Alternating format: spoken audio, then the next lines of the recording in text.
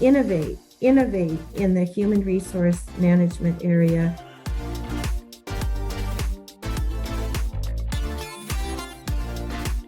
I think the younger generation does need to speak up more, and I think they need to be encouraged. Younger employees need to be encouraged to speak up more and have input into what they feel is going to work well for them. Because I also felt in our interviews, many people, men in particular, said, we want to change, but we're not going to do it unless it's top down. I understand that, but I think a little moving towards a kind of a little bit more bottom up approach is going to be helpful.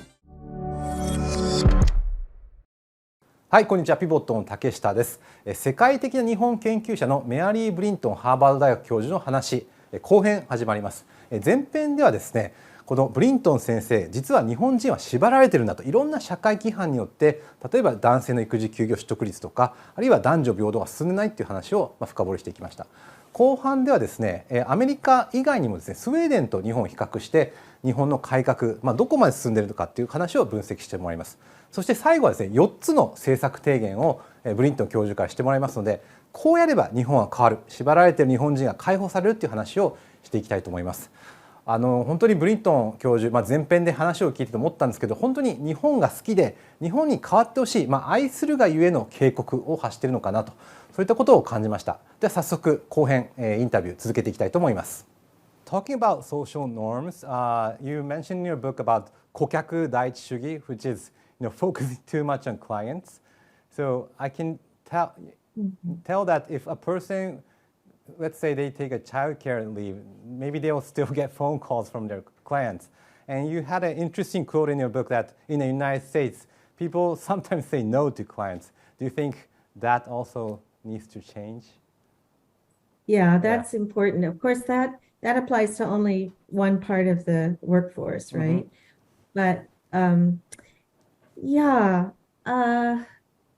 it's very difficult, right? Yes, it's very difficult. A company is not going to want to say no to clients. Yes. So again, this is a management issue. Managing expectations. This is very tough. Of course, Japan, in general, I mean, this is a huge generalization, but in general, I think Japanese business is a bit more client-facing, right? Really wanting to accommodate and please customers and clients. It's going to be tough. It's going to be hard, but again, it's an issue for management. Yes. For Japanese managers. And certainly, I'm at Harvard, and a lot of our undergraduates finish their studies and go straight into consulting and investment banking. And, I'm very familiar with that kind of lifestyle and how hageshi it is. But somehow in Japan, it's more widespread, it's more widespread across business than it is in the United States.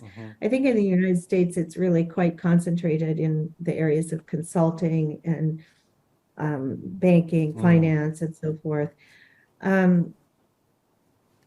It involves a little bit of a change in expectations and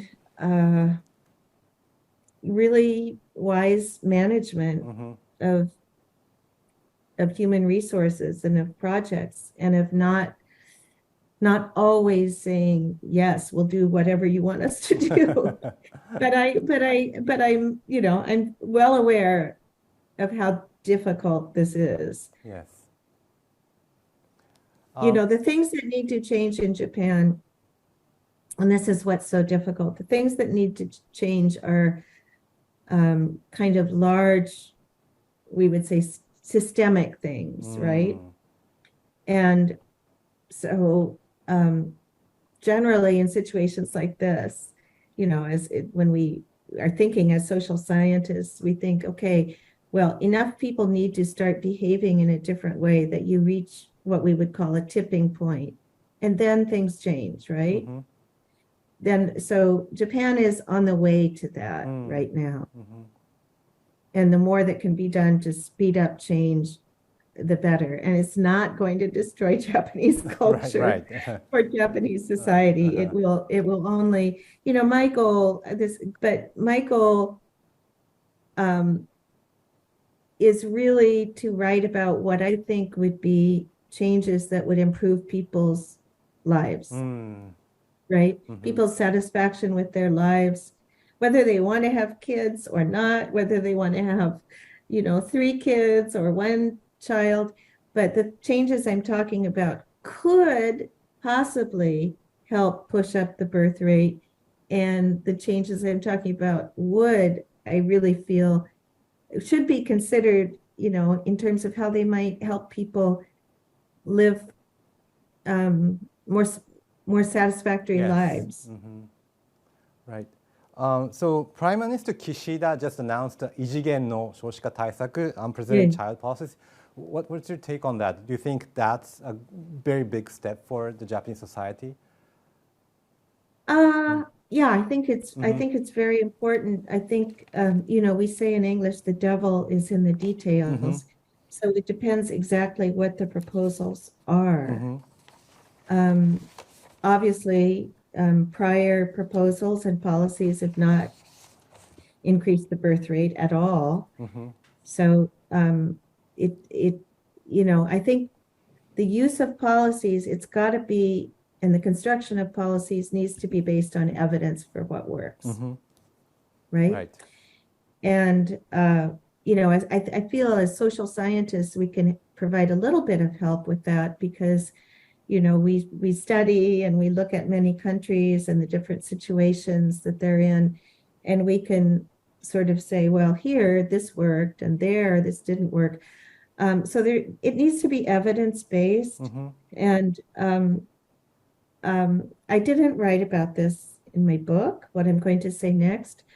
I didn't write about Kodomo Teate.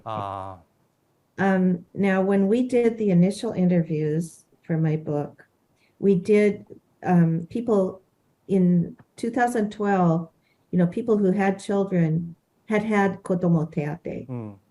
And then the policy was more or less abandoned. Mm-hmm. And we asked people about Kodomo Teate, and there was absolutely no evidence that it would make people decide to have a second child. It just doesn't. Mm-hmm. And the evidence from studies in other countries shows the same thing. It makes life more comfortable for people who already have children. Yeah, it's not going to change the birth rate.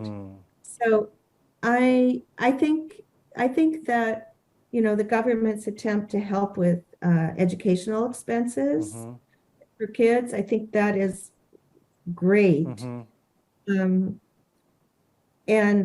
I don't think, kind of payment to families per child across the board. It's nice, but yes. Honestly, people said to us things like, yeah, it's nice to have. We bought a new refrigerator last month. But I think, so I really advocate different types of policy measures. Mm-hmm. So why aren't the policies based on evidence? Because like you said, it doesn't make sense to give $300 or $400 to a parent and they'll start having kids, or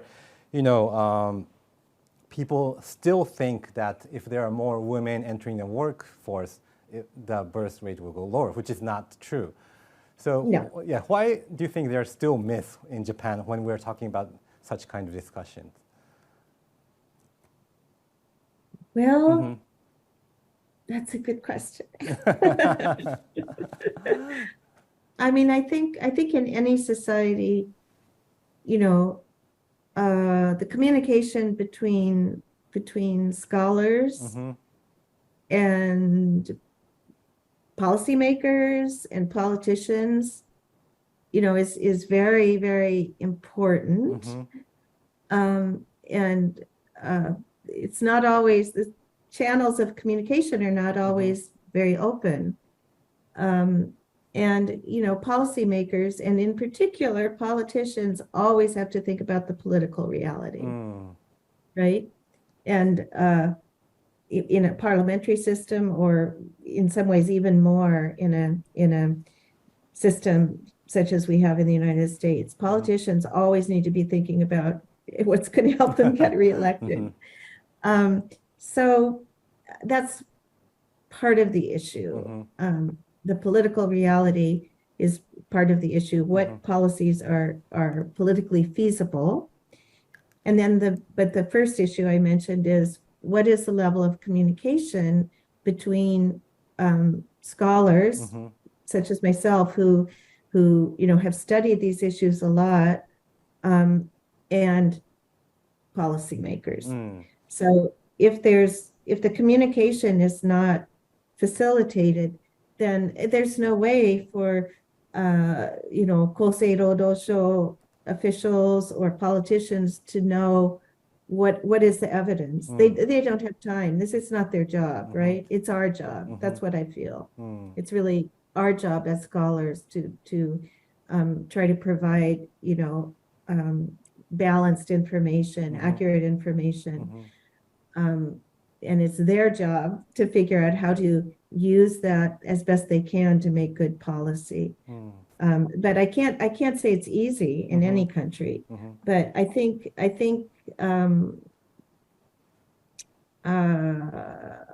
yeah, that's what I think.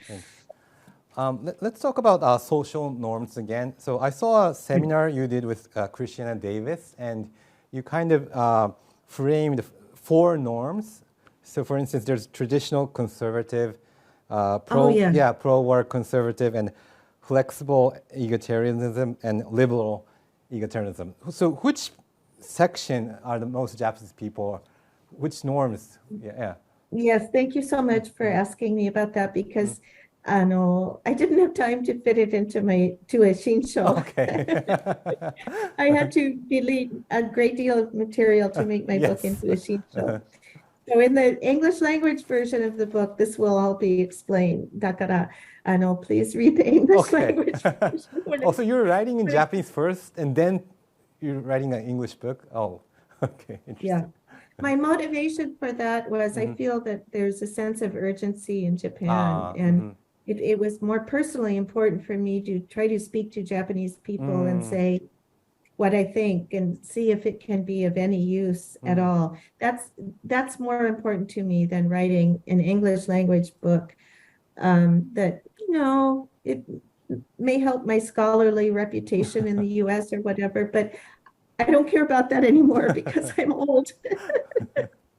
So it was very imperative for me to write this book, speaking to Japanese people. I really wanted to do that first. Anyway, all right. So yes, in a number of studies that I did with a couple of my very talented, quantitatively oriented, statistically oriented graduate students, we looked at the variety of gender role attitudes that people hold across a large number of countries.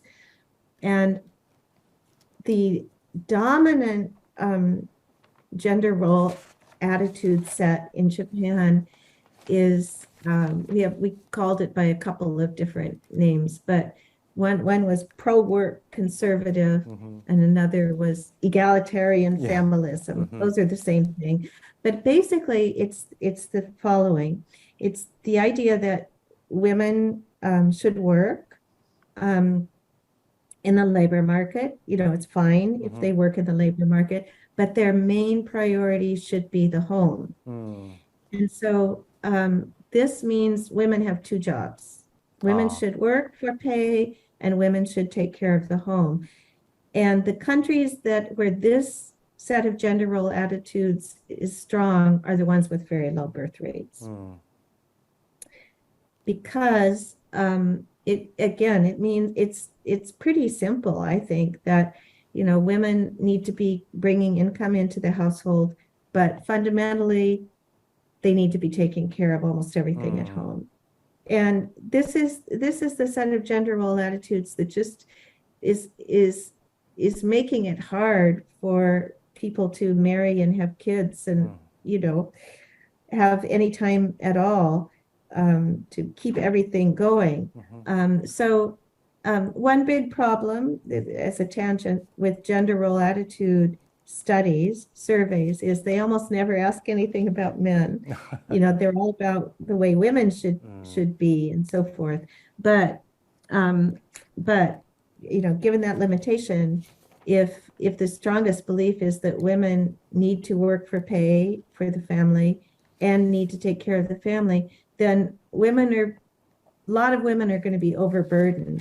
They just run out of time during the day, and this seems to keep birth rates quite low. So Japan is the second pro-work conservative norm. Yeah, the largest. Yeah, the majority. How about in other countries like Sweden or the United States? Which norms? Yes, exactly. So Sweden, as you would predict, is very concentrated in liberal, what I call liberal egalitarianism. So this idea that both men and women in a couple, have the right and the freedom to work in the labor market and to, as I would say, actively participate at home, in ikuji and so forth. That's by far the strongest set of gender role attitudes in Sweden. United States, we're all over the place. United States is a very, very heterogeneous country, as you know, by ethnicity, religion, region. So liberal egalitarianism, this idea that both men and women are in the labor market and are participating a lot at home, that's the strongest ideology. But the others are also present in the U.S. Let's see, Korea is similar to Japan, but there's a larger proportion of people in Korea who really fall into this so-called traditional or conservative ideology where men work and women are in charge of the home. But that group in all countries has gone way down and often been replaced again either by liberal egalitarianism, United States and Sweden, or this pro-work conservative, which is women should be doing both. I see. Yeah. So you mentioned Sweden. What can Japan learn from Sweden? Right. Well, yeah, and I want to be careful because obviously Sweden is a very small country. Yes.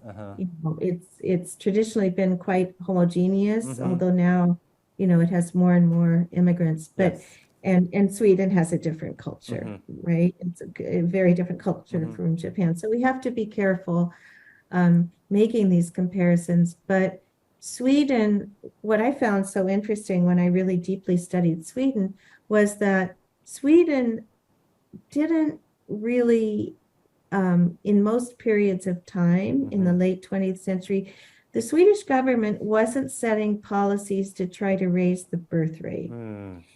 They were setting policies to do two things: to make it easier for married women or, women in partnerships to participate in the labor force, and second goal was to help couples have the number of children they wanted. So these were not really, fertility policies, right? Birth rate policies per se, but they were designed to help women balance work and family, and to make it, again, to make it easier for everybody to have the number of children they wanted to have. And underlying these policies was the idea that if men and women have more similar roles at home and in the workplace, the birth rate will naturally be higher. And it's more or less worked that way. Japan's approach, has been to try to get more women into the labor force, which has absolutely been effective. get more married women and mothers to stay in the labor force. That's been quite effective. But the policies haven't done anything, again, to kind of change the relative roles of men and women, either in the workforce or at home. I see. Yeah, I asked about Sweden because in the beginning of the book, you mentioned that why it's important for an American scholar to write about Japan. You used an interesting phrase, 知識のある部外者, outside with knowledge. So I'm asking this question because in Japan right now, there's a phrase called 出羽の神, which means that a person who is always comparing Japan with the other countries. And people are kind of tired of hearing about stories about the United States or Sweden and how Japan is bad. So, yeah. So could you elaborate on that? Why it's important for us to learn from other countries, especially about the childcare system and also gender equality? Yeah, well, that's a very good question. I think, and as I said, learning from other countries, always, I completely agree. We have to be aware that every country is unique in a sense, right? Yes. Its own history, its own culture. But I think having an openness to kind of what combinations of things may help social change occur is very important. So of course, we can't take one policy from a country and import it to another country and say this is going to work. No. And let me give you an example here. Recently, I didn't have a chance to write about this in my book because these studies were just being published when I finished my book. But recently, there have been studies in South Korea about men's childcare leave. So as you undoubtedly know, the South Korean government, South Korea has the lowest birth rate in the world, right? In much more of a terrible situation than Japan in terms of how rapidly the population is going to age. And the South Korean government has really been pushing for Korean fathers to take childcare leave. And more fathers are, but it's not necessarily making fathers want to have more kids because, and it really shows to me that let's think about men's childcare leave. Again, we have to think about the work conditions, right? Are the work conditions gonna be welcoming for such fathers? And in South Korea, from what I've read, I mean, as we know, the working conditions are really tough in many ways, tougher than Japan, right? For elite college graduates in particular, at chaebol companies and so forth. More kurushi, more hageshi. So if Korean fathers take childcare leave and they're still expected to be on call and working quite a lot while they're at home, and then they go back to the company and they have a lot more work waiting for them, it's possible they realize, wow, I can't, this is not sustainable. And often, of course, Korean men, highly educated Korean men's wives are also working. Right. And often they're working in full-time jobs. So I think maybe, it's the case that when Korean men are seeing how hard it is to raise a young child, they have the actual experience and they know what their own working conditions are and the working conditions their wives have to go back to. It's like, one child is enough. So this shows to me, it illustrates that you can have a great policy, childcare leave policy, but if the environment is not going to support people, using the policy, it doesn't matter, right? And so I think what a case like Sweden shows is that if the social norms and the policies are aligned with each other, that's the ideal, right? That's the ideal Yes. case. それは一番トップです。Yes. Aligned. And in the United States, our norms have changed a lot, but the social policies haven't come along with it. So I think United States, the birth rate is going down in the United States too. And I think it'll probably keep going down because the policies have not aligned with our social change. So each of these three countries, if you see what I'm saying, has a different kind of alignment or misalignment between the social norms and social policies. And this is something I think we can learn from comparative studies. Interesting. Yeah, thank you. So before we wrap up, could you tell us the 4 policy recommendations you mentioned in your book? Yes. Yes.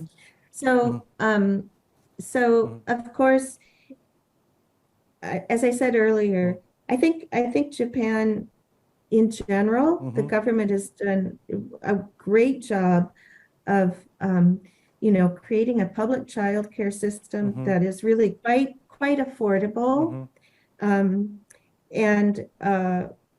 completely trustworthy. Among Japanese people. I mean, nobody we talked to in our interviews said, "Oh, you really can't trust, public childcare." That trust is very high. That's fantastic, really fantastic, and the cost is not prohibitive. So again, great advantage. U.S. no public childcare that's high quality. And so we have to go to the private market, and it's tremendously expensive. But the management of the childcare system is tough, right? Because even within Tokyo, you have parts of Tokyo where there's a shortage of childcare spaces, other ku where the spaces available for babies are not sufficient, spaces available for 5-year-olds maybe too much. So, keeping the age structure of the available spaces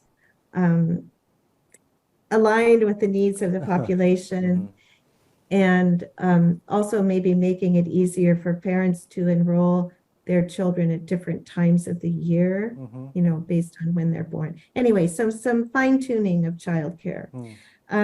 Second, the exemption, let me put it the other way. The benefits that couples get if the dependent spouse, which is of course almost always the wife, the benefits that they get if she works, if she generates only up to a certain level of income. I really think this should be abolished. And I know it's been talked about for many, many years, but I think take that limit away, because it's inhibiting women's participation in the labor market, and it's continuing to reproduce gender inequality. Yes. And then childcare leave, as I've written, because the norm is changing slowly for men to take childcare leave, I think companies should require men to take childcare leave for some short period of time, 4 weeks, say 6 weeks, and pay 100% of their salary.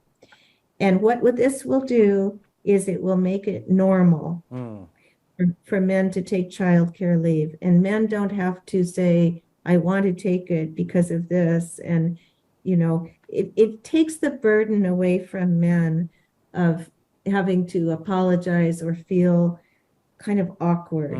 Just make it mandatory. And then it's going to become a norm, period.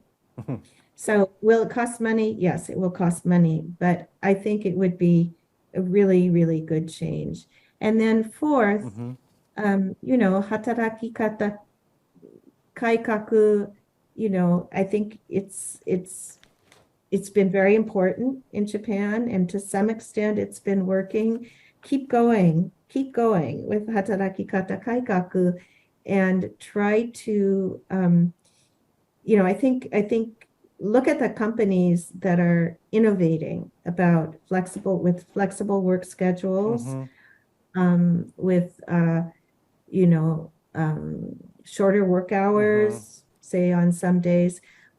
Innovate in the human resource management area, and innovate not just for women but also for men, so that there's more flexibility in people's schedules. And this is going to help. This is going to help people, I think, enjoy their work more and make it a bit easier to have a private life and a work life.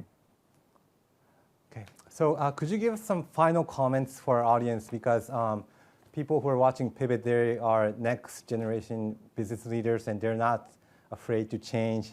They want to break the social norms in a positive way. So could you give us a final comment? Yes.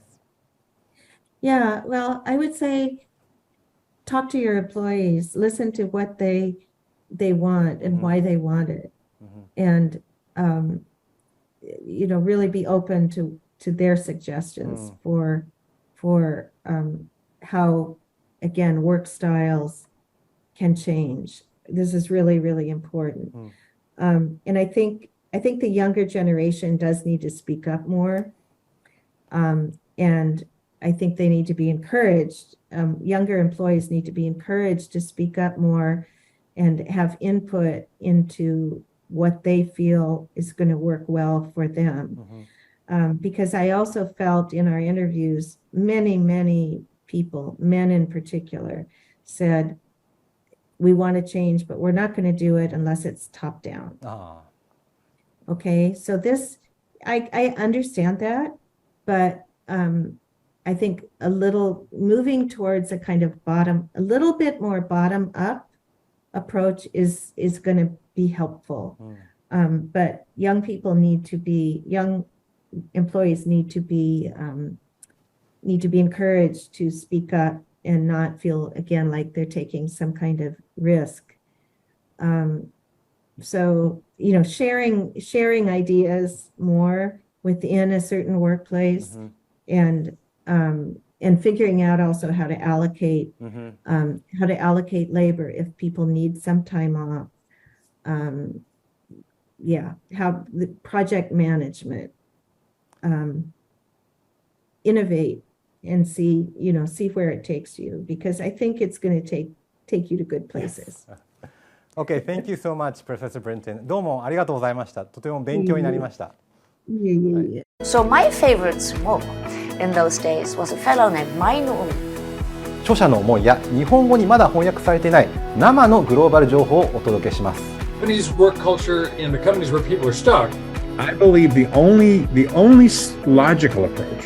Any advice for Japanese investors? So I cannot say too many times, stay with what you know, and that's how you'll be successful. Everybody knows something about something.